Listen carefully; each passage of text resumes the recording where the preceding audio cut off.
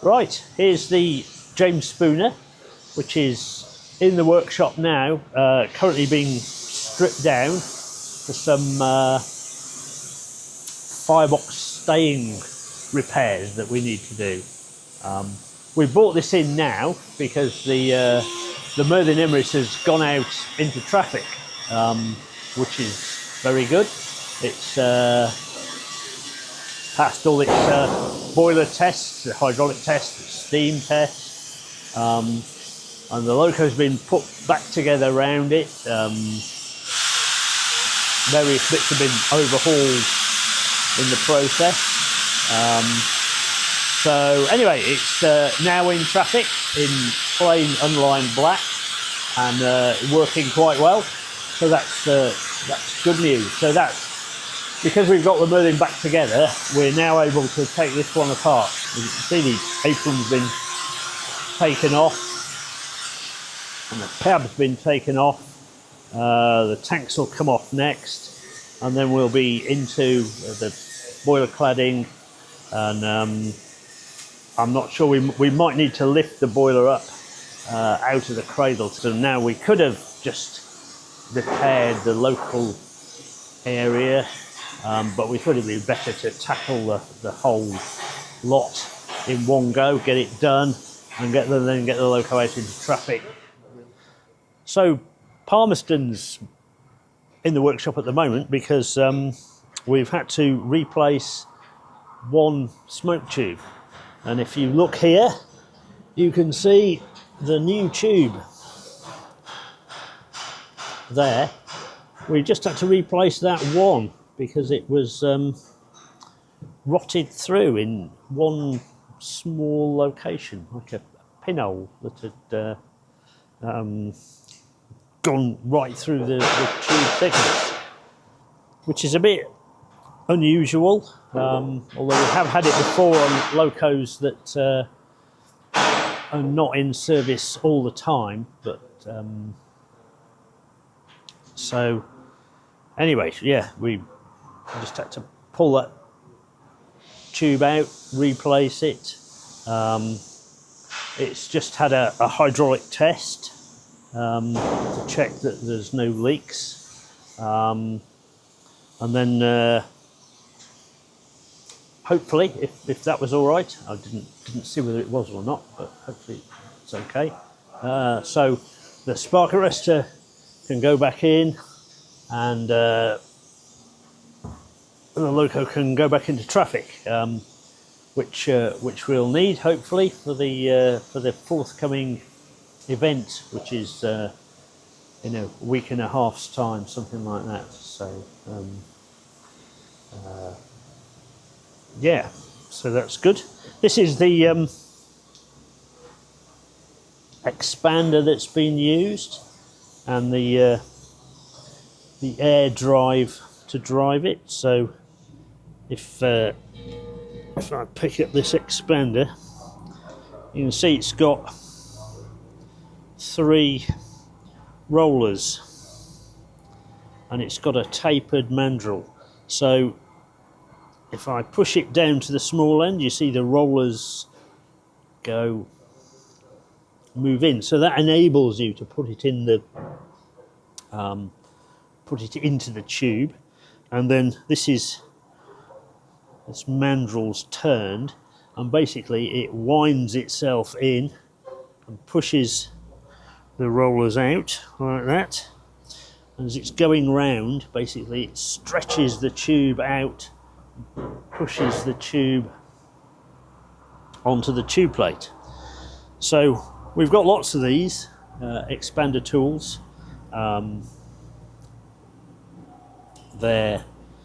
We have all sorts of sizes because obviously this only covers a small size range. We've got big ones to suit superheater flues on superheated engines. Obviously Palmerston is a non-superheated engine. We've got some with more rollers, 5 rollers or 6 rollers, because 5 rollers is preferred for engines with copper fireboxes, and and for bigger applications like superheater flue expanders. Anyway, that's I'll put that back there. And then I say this is the air tool with a 90-degree drive, so you can get into tight places, say in a firebox. You would use that tool. So the tubes are expanded each end, and you basically, so the tube is stretched up and squashed against the hole. So this end of the boiler we don't seal well, but the far end in the firebox will be seal welded around as well as expanded, and then it will be expanded again just lightly after the welding's been done, because the welding might tend to pull the tube away from the tube plate, so it has a final expansion. We seal weld the firebox ends because otherwise they tend to leak. We've tried beading them. So beading is where the tube end that sticks out is flared around and pushed back against the tube plate. But to be honest, that doesn't seem to work as well as seal welding. So seal welding is what we do, and as I say, we don't have any copper fireboxes, so obviously you can't you can't weld steel to copper. But so in that case, you would just expand and maybe bead the tubes over. As I say, we don't have any copper fireboxes, so that problem doesn't occur for us.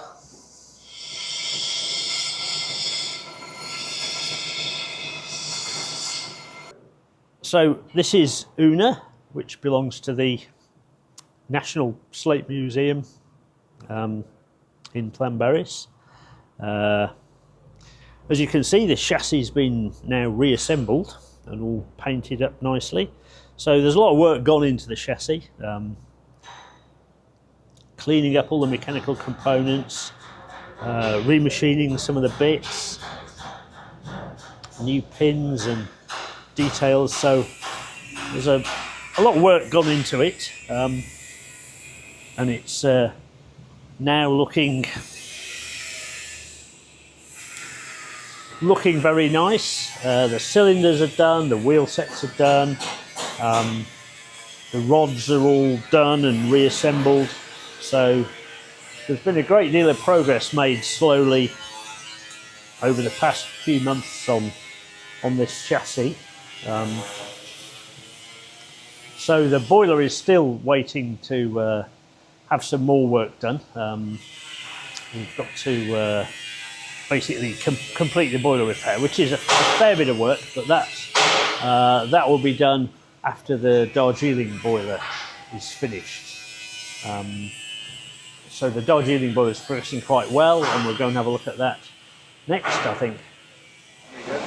This is the new boiler for Darjeeling number 19B. So it's a complete new boiler. It's as you can see, it's coming along well. The outer shell's all been welded together, and lots of holes have been drilled for different things. So in here there'll be a boss welded in to take a washout plug. These are stay holes. That's where the regulator gland and handle goes. So all of this has been designed to fit exactly where the old boiler fitted, without any modifications to the engine. But obviously the construction of this boiler is different in that we've got welded seams rather than riveted seams, although the The foundation ring will be riveted in here. These are the rivet holes ready. So all these holes have been very accurately drilled, so that the stays are all in line, and the foundation ring rivets will go through the foundation ring and through the inner firebox, and then be squashed in place.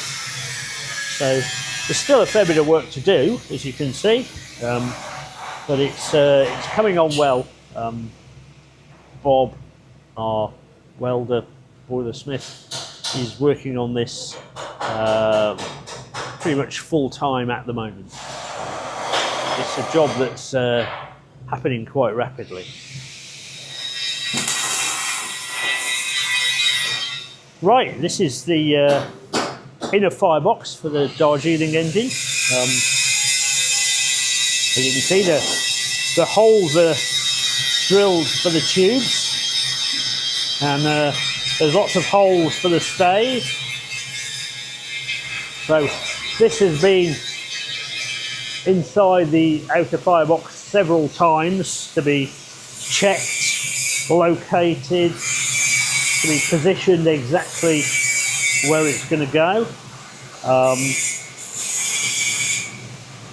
So obviously the holes for the rivets have got to be drilled, but you can see these little locator tags that have been put on at the moment, so they locate the foundation ring in the right place. So this is the foundation ring, and again, it needs to be fully drilled. It's got two holes which line up with the two holes there. So Bob knows exactly where this is going to go on the inner firebox, and exactly where it's going to fit on the outer firebox. So then the holes can be all drilled, so that, as I say, when it comes to final fitting, the holes will line up nicely, and hopefully it'll be riveted in quite smoothly and without difficulty. So another job that's got to be done is the inspection of the weld. So the boiler inspector came and saw all the parts and everything when it was at the tacked up stage. So he saw this weld before it was done, but once it's all assembled and all the welding's done, we'll get a non-destructive testing firm in, and they will ultrasonic test, say, this weld, and they'll do magnetic particle testing on the weld, basically to ensure that the weld is good all the way through, which I'm sure it will be. So yeah, that's the Darjeeling engine progress at the moment. These are new tank fabrications for the Mountaineer, the Alco Mountaineer. As you can see, they've been welded together. So we bought in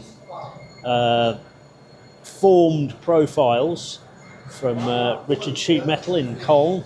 So they've done this bending very carefully, and then so they've given us two sort of U-shaped bits, and it's been welded along here. And you can see the original filler lids have been taken off the old tanks and put there. We're going to have a new extra filler at the back, to make life easier for the crews, so they don't have to climb up to do watering, so they'll be able to use this low-level filler at the back. There's still quite a bit of work to do. The ends need to go in, and there's some baffles to be fitted. So one difference from the original tanks is that on this backside we've got this manhole here, so you can get in to do welding work inside. So the baffles will be welded in here and here inside. The ends will go on. The ends have yet to be made. So we've got the manhole door, and that'll be closed up, and then obviously the tanks can go on the loco. So you'll never see these, but as you can see here, they've been fitted with blind nuts in the threads, so that you put the manhole on here with a joint around here, screw in a bolt to hold the manhole in place, but there's no way for the water to get at the thread because these nuts are welded all the way around, so there's no way the water can get from here into this thread. So we shouldn't have any leaks. It'll make it a nice neat job, and if we ever need to do any maintenance on the tanks, like go in and clean them out or whatever, there's a nice manhole access point, and there's one on the back of each tank. So that's a good innovation that the Alco team have come up with, although I mean the basic concept we've used before on other loco tanks.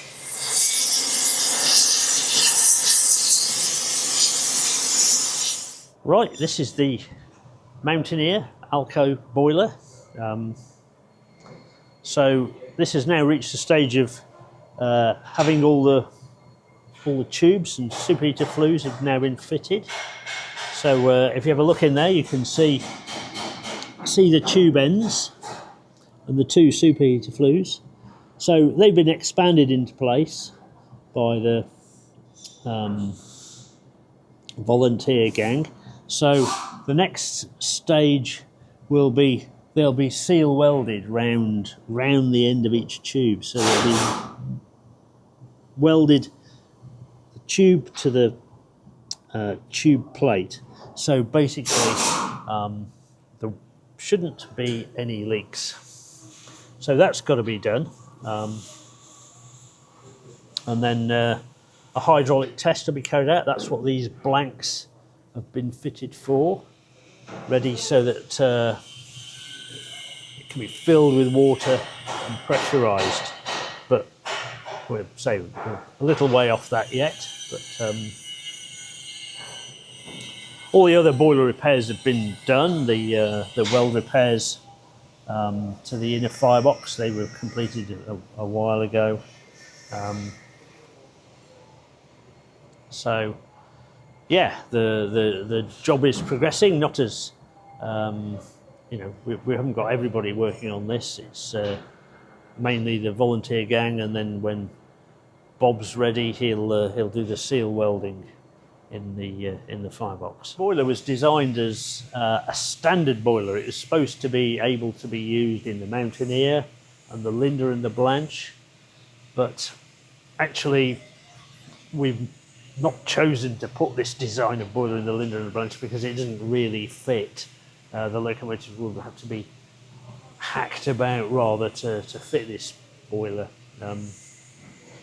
But nevertheless, it was designed as, it's known as the SB3, Standard Boiler Design Number 3. And it has these boiler feed clad clack pads here. So the idea is that if you wanted to fit this to a Penryn engine, the grass clack would bolt on here and one here, and then the injector feeds would come in and feed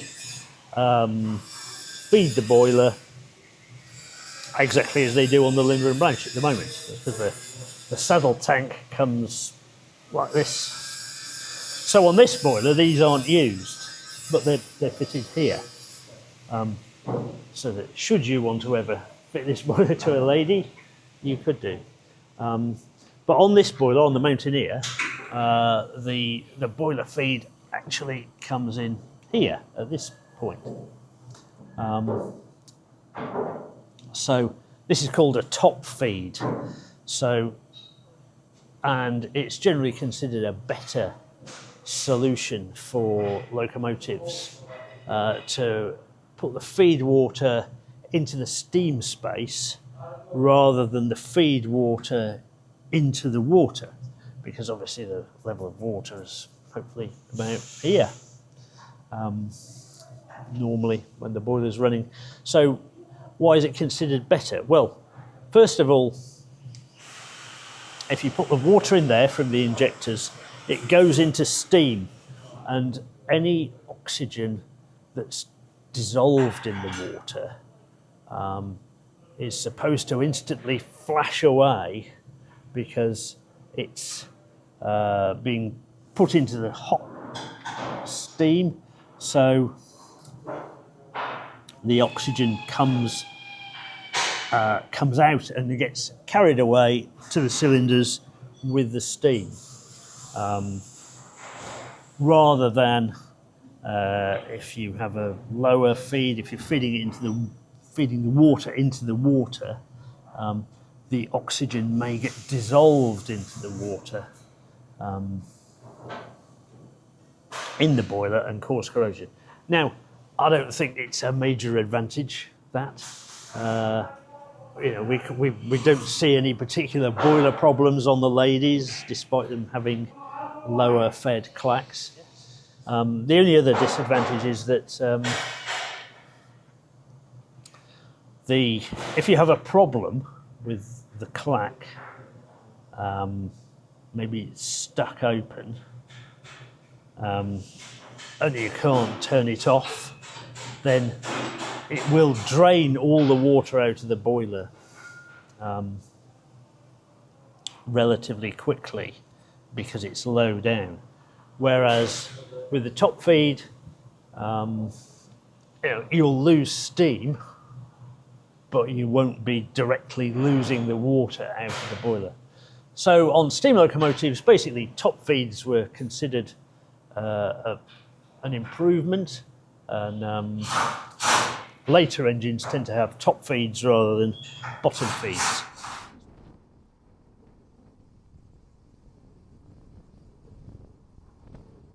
Here's Hugh Napier, Wellinhelly, and Britomart is behind there. So Hugh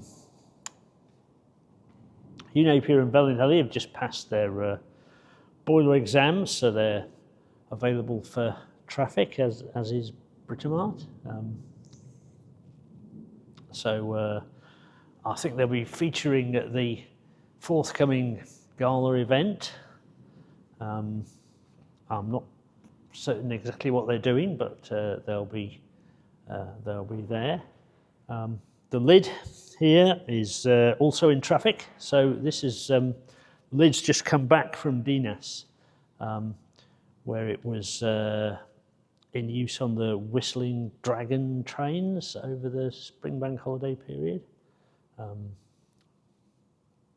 So lid's available and in traffic, and I think it will probably be going back up to DNAS at for the high summer period as well, to work the Whistling Dragons again.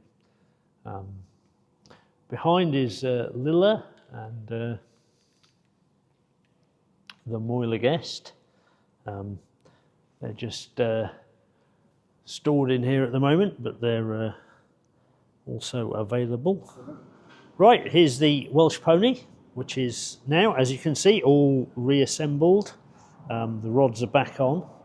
So we found the problem was a machining issue that was causing a slight misalignment. And so that's been rectified, and the loco's been reassembled, and it's just now being run up and down to check that it doesn't overheat any bearings or axle boxes. So hopefully fingers crossed. Welsh Pony will be able to be back in action shortly. I think it needs a boiler exam first before it can be back in traffic, but that shouldn't take too long, assuming the boiler inspector can come. So hopefully this season you'll see Welsh Pony pulling trains again, so that'll be good. Right, this is the steel underframe for carriage 22. So when 22 was originally built, it was built by Ashbury's for the Ffestiniog, and it was an all timber carriage. It didn't have a steel underframe, it had a wooden underframe. Anyway, it was restored to traffic at the start of the I guess in the 1950s,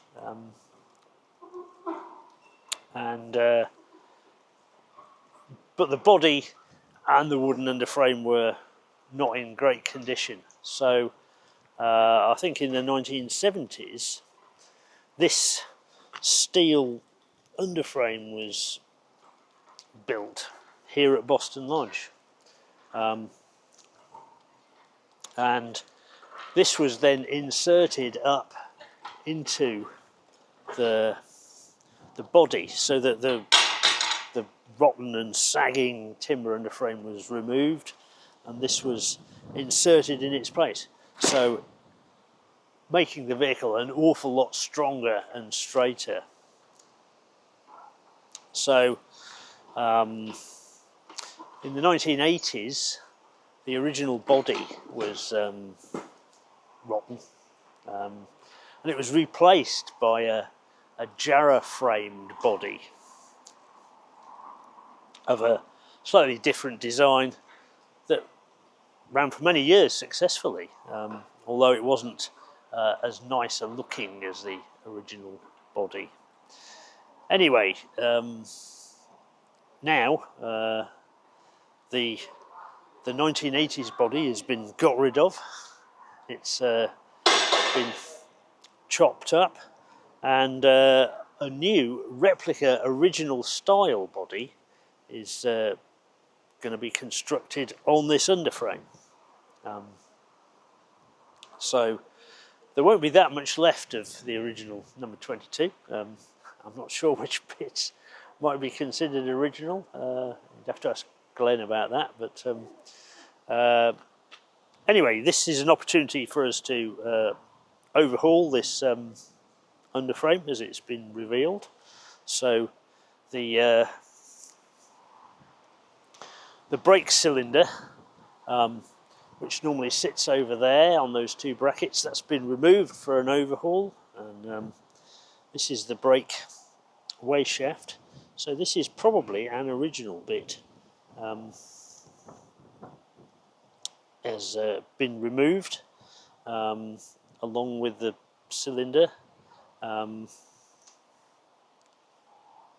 So anyway, so there's not a lot of work required because the chassis certainly isn't rotten or anything. It's get a coat of paint, and then the new body will be built back on it. So this thing here, this is the vacuum reservoir. So this basically stores extra vacuum to make sure that the brake cylinder doesn't run out of power in a long application. So this normally lives under a seat, which is why you wouldn't have seen that before. So something that was kept in the design of the 1980s body and will be put back again is that this step in the floor here, so the floor's up here and the underframe drops down, so the floor here is lower. So basically that gives room for the bogies. That feature will be kept.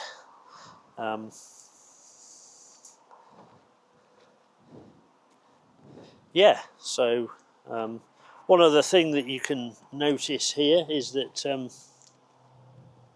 we've got rubber springs in the drawbar. So this is a more recent improvement that's been done to this vehicle, because originally the drawbar would have gone through and been on a coil spring, which could be rattly and bangy if you didn't shim behind the coil spring properly, or some wear occurred, or maybe this spring got squashed. So anyway, hopefully these rubber springs, which we're now putting in pretty much all the newer stock and any conversions, the rubber springs can't bang and crash, so gives a less noisy ride to the vehicle. So this is our KMX tamping machine. It's here at Boston Lodge because it developed a small fault in a wiring issue, which meant couldn't be operated properly. Anyway, one of the Placer engineers came up 2 weeks ago and basically worked through several faults, and now the machine is now ready to go again. So the permanent way department will be using it to align and pack the track. It's basically a standard Placer temper, but shrunken down to suit 2-foot gauge. It was meter gauge when it was originally in the colliery in France that it worked underground at, but we re-gauged it several years ago, and it's been in and out of use at different times. It did a lot for the construction of the Welsh Highland Railway. Anyway, say more recently we've had engineers from Placer in London to come and sort out some of its problems that it had, and now say it's working quite nicely again, so hopefully it'll be out on the track with the PW department shortly.